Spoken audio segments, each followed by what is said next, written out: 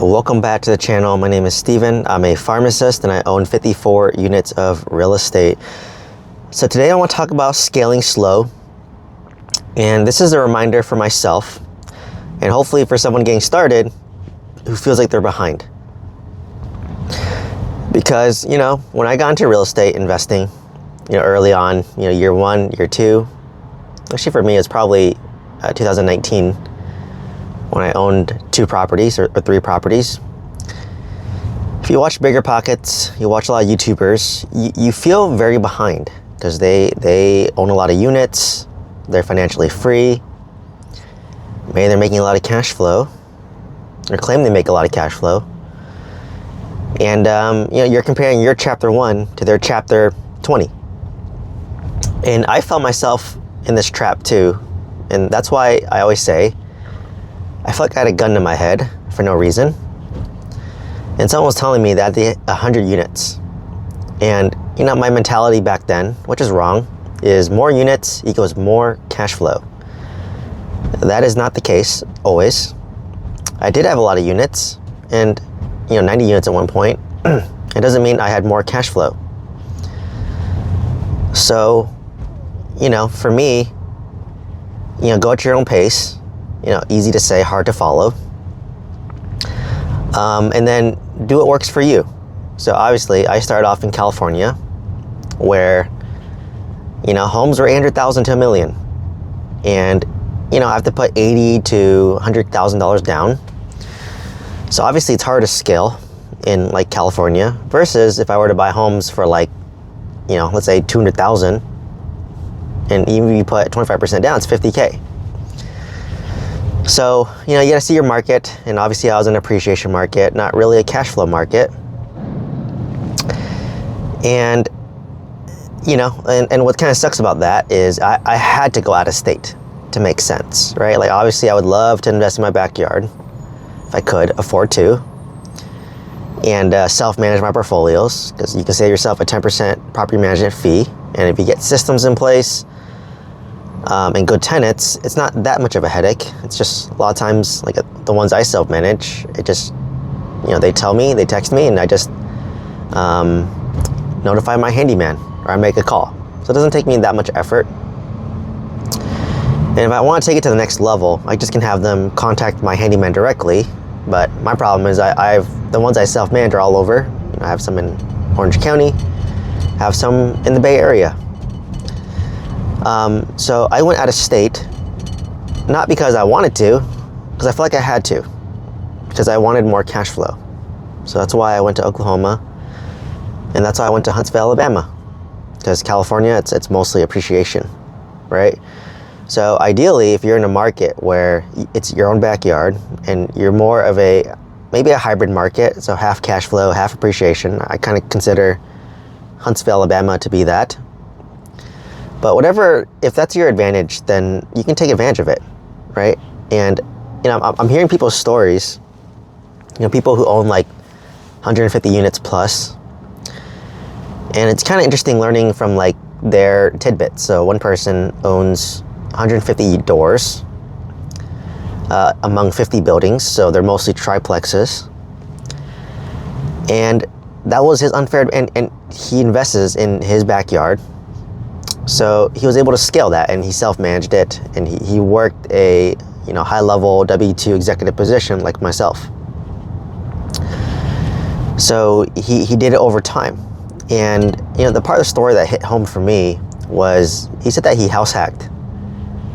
I think, was it 13 properties over like 10 years. So his first 10 years was just literally house hacking, where you basically buy a house, let's say it's a triplex, and since you're living in it, you can put 3.5% down, 5% down, 10% down, and the lenders will use your income from the tenants to help offset your debt to income ratio, also known as your DTI.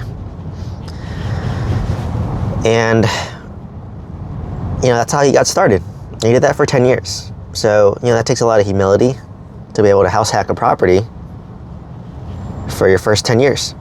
But albeit it's triplexes, and you have your own door unit, and then you rent out the other 2 units to tenants, and at least you have your own walls, your own privacy. You just live next to your tenants. And I'm assuming that he did 13 conventional loans, because when you work a W-2, it's easier to qualify for conventional loans, and you can get up to 20, 10 each if you're married. So, I'm not sure I got the other 150 doors, but I assume while he was house hacking, kept expenses low, he basically saved up his W-2 income and used that to, buy his other homes.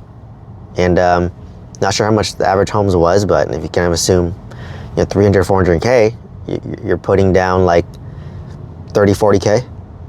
If you're doing between 5 to 10% down, if you're doing 25% down, it's going to be about 100K. So you have to save up money. And, fast forward today, it's 150 doors. Not sure what his cash flow is, but assuming that it's pretty good, because he self-manages his properties, so you're saving yourself a 10% fee. And on top of that, he systematized everything. Not sure if I want to get to managing 150 doors. That seems like a lot of headache, even if you have systems in place. But like you said, it's not too terrible. Like, you just have a rent collection system. At that scale, you'd probably be using a software like AppFolio, Buildium, Stessa, whatever. There's some free options, there's some paid options. And at that point, you probably have a plethora of handymen that you can contact and troubleshoot and know that they don't rip you off. And he's been doing this since 2003. So this is 22 years.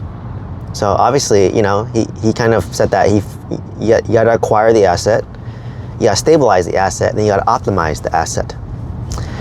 And for me, I was always stuck in acquisition / scaling. And then, past year or two, it's been stabilizing. And then now I'm kind of pivoting towards optimizing.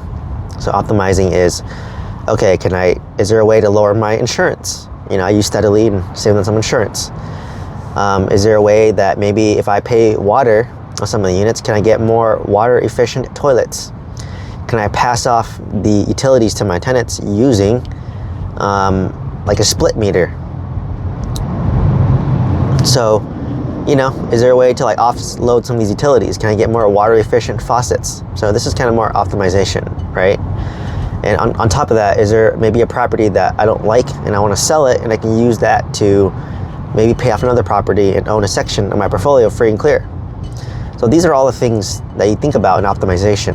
And being year 8 in real estate, I'm finally hitting it, because I hit my enough, as I said in multiple videos. And for me, my initial goal is 20K a month in net and positive cash flow. But for me right now, I'd be happy between 10 to 15K, and that's factoring reserves. And what I realize is the best way to get there is not having more doors, but it's having paid off doors. And once it's paid off, you're not as stressed, right? If a tenant leaves and you have no mortgage, you only have property tax, insurance, your expenses aren't too bad, right? Like, I own one of my Huntsville free and clear. Rent is $2,150. 10% goes to property management, and so that's $1,900. And then you subtract maybe, let's call it $300 between insurance, property tax, HOA. Maybe it's $400, and that's $1,500 in positive cash flow. And if a tenant, decides not to pay or leaves and it's vacant, you're not really stressing, right? Because you're not going to pay the property manager if you get no rents. And you might have paid property tax for the year, and insurance you might have paid already for the year. So not much expenses. So that's kind of the mentality that I had is, it's not about your income, it's about your expenses. And you want to keep your expenses as low as possible. So that goes for your business as well as your personal life. So, I don't want to get to like 150 doors, unless I make a lot of money through like a business, like I am working on becoming a real estate broker. And, obviously I do YouTube. And if one of these blow up and I make a lot of money, then by all means I'll probably take off a lot of debt first, and then after that, probably focus on buying more. But, obviously putting larger down payments so that I'm lower leveraged and, more likely to cash flow, not stressed, right, with my portfolio. So that's kind of the mentality that I'm having, right, is, I want the least amount of doors to hit my cash flow number, which is, let's take out 15K is the higher end, 10 to 15K. So let's just say I get, 10,000 net after factoring reserves. So let's just say the true net is, or the net is 15, but I subtract 5,000 for reserves because, things break. And I have 10K from my real estate portfolio after reserves and after all my expenses, right? And then after that, what I would want to do,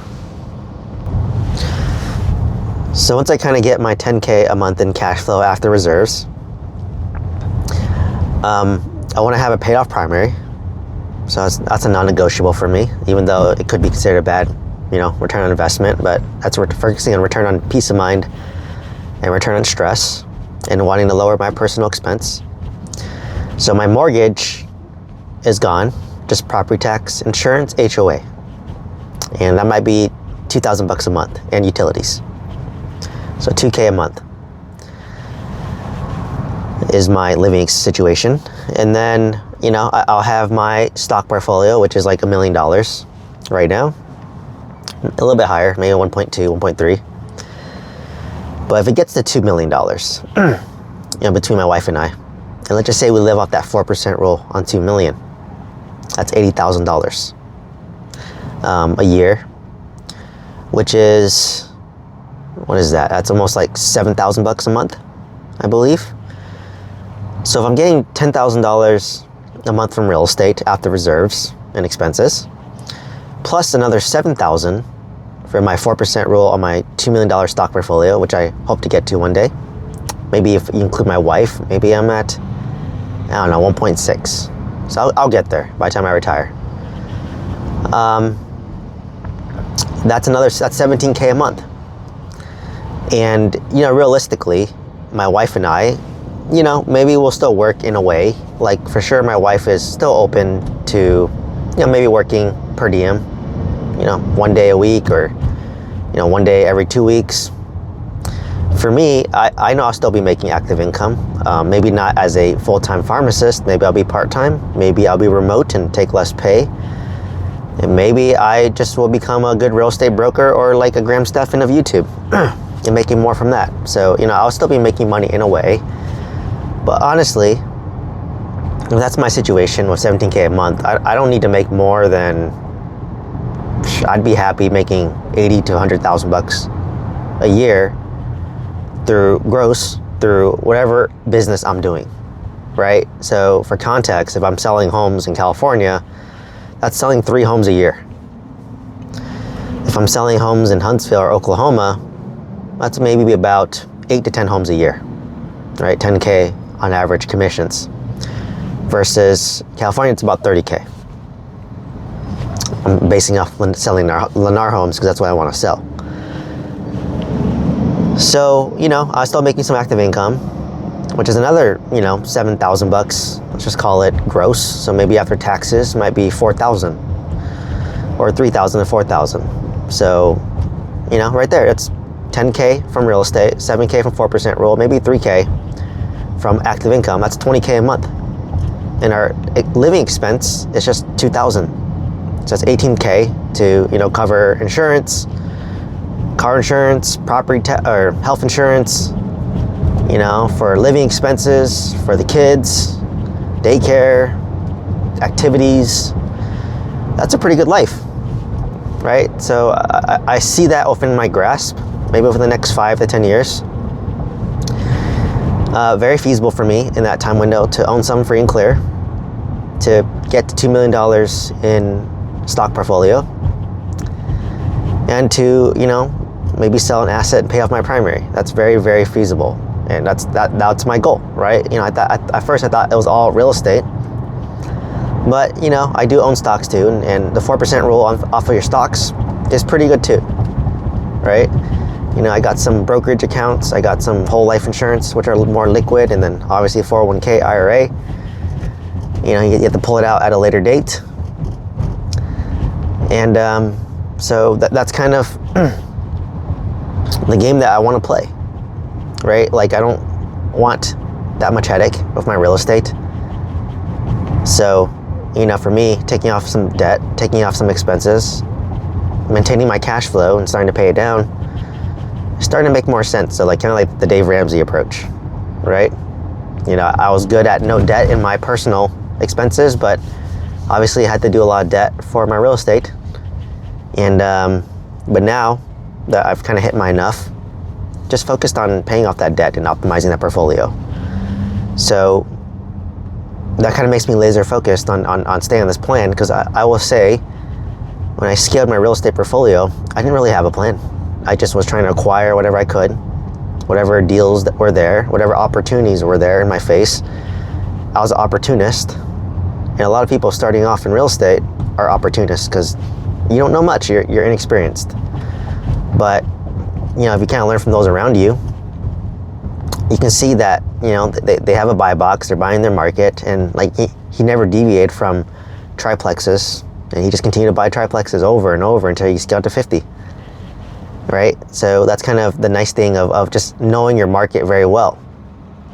Right? So, Michael Zuber for One Rental Time, same thing. He owns a lot of rentals in Fresno, and he knows his area very well. So, for me, I just need to dominate a specific area. Right now it's Oklahoma and Huntsville. And maybe it's just dominating a specific area. And obviously if my portfolio grows in Huntsville, I can do property management in-house and just pay someone a salary to manage my portfolio. Versus, paying 10%. So, it's quite interesting seeing that. And, you kind of have to know yourself. Like, I'm not sure if I want to grind in terms of scaling real estate for, 20 years while working at W-2. I kind of value a little bit more freedom. And like you said, I think $20,000 net a month between everything, that's good enough. Like my wife and I don't live that lavishly. We prefer to travel, but obviously, we have excess income. I ride Dive Zero, so, once I kind of hit my freedom number, once I achieve freedom and independence, then by all means, I will start spending more and living more lavishly. So, like, what I'm hoping is that my real estate income and then my 4% rule will cover my basic living expenses. And then whatever money I make through my active income, through YouTube, through brokerage, that's just my fun money, right? Like, it's just the guilt-free spending fun money, because everything else is covered. The basic necessities are covered by the real estate and the 4% rule, right? Which is still $17K a month. So still good. And then, the rest is just guilt-free money for luxuries that maybe I would have not bought in the past, right? If I really want it, buy it. So just like right now, my car got full self-driving instead of autopilot. So it's driving itself, and I've been loving it. Like, you just kind of chill here. Car kind of drives itself, changes the lanes with autopilot. It steers and adjusts distance, but, it doesn't change lanes, which is fine, still good. But now my car changes lanes. So it's a lot easier now. And, at the cost of $8,000, you don't have to drive again, or $100 a month, if you do the subscription model. So, starting to spend things that improve your quality of life. Right now, I commute a lot to work, and you're stuck in a lot of traffic. So, big part of my life right now is commuting, and if I can remove some stress off of that for $100 a month, it's totally worth it, right? Start optimizing for less stress, and removing driving can remove a lot of stress for me. So the key is you want to take bits and nuggets from people ahead of you, but don't compare your day one to their year 20, right? And you got to do the best you can with the hand that you're dealt. So I was born in California, and that's all I knew was invest in California. And but if you're living in I prefer to invest in my backyard if I could. Like if there's maybe, there are some cheaper markets in California. Like maybe if you have an unfair advantage in, I don't know, like Riverside area or, Bakersfield or, Sacramento at one point. You can scale portfolio there and do pretty well, self-managing.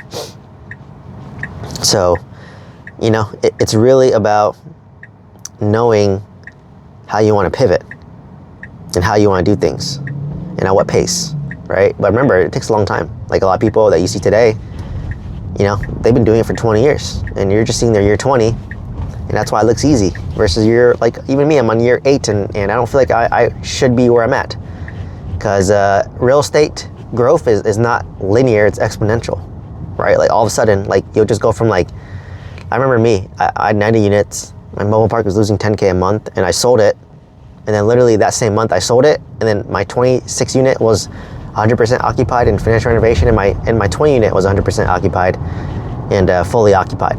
So I literally went from like negative 10K to like positive 10K in 1 month because of like I sold my mobile home park, as well as all my units were rented out, which was rare, right?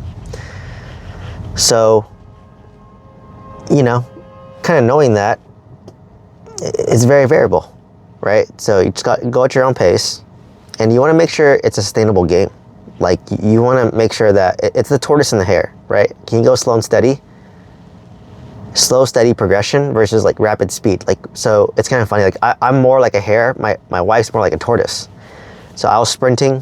I sprinted, scaled, got slapped in the face, got burned. And then after that, now I'm adopting the tortoise mentality of optimizing and starting to pay off debt, right? So, and I scaled and went fast because, I felt like I had to. Kids are on the horizon, maybe in the next few years. And obviously, am I gonna get busier or less busy? And I think the answer is I'm gonna be less busy or more busy as I age. I'm gonna have more obligations as I age. So, it's different priorities. So like I wanted to scale as much as possible while time permitted, and I don't have as many obligations. So yeah, that's kind of why I did it. And now that I see more obligations coming up, I'm glad that I bought a bunch of real estate, because this is the best time of my life that I can do it. Once I have kids, it'll be harder, right? Because I want to focus on them and growth and all that good stuff. This person's tailgating me in a parking lot, and they're gonna park right next to me. How awkward.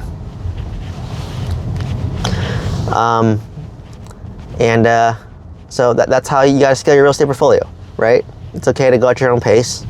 It's okay to go slow and steady. And the key is you want to build a strong foundation and not a house of cards, right? I think the people that are getting wiped off, and I was afraid of going into that territory, is they kept on scaling, right? They never paused. They never focused on optimization, and they never took some chips off the table. And I don't want to be that person, right? I just want to build real estate one time, and after I built it one time, I basically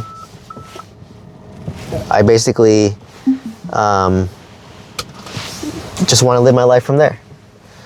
So that's the name of the game of real estate, right? I'm not doing this to be worth like 20, 30, 40, 50 million. I may get there, but I just want to achieve freedom and basically replace my income as a pharmacist, my wife's income as a pharmacist, and still maintain that lifestyle without having to work, right?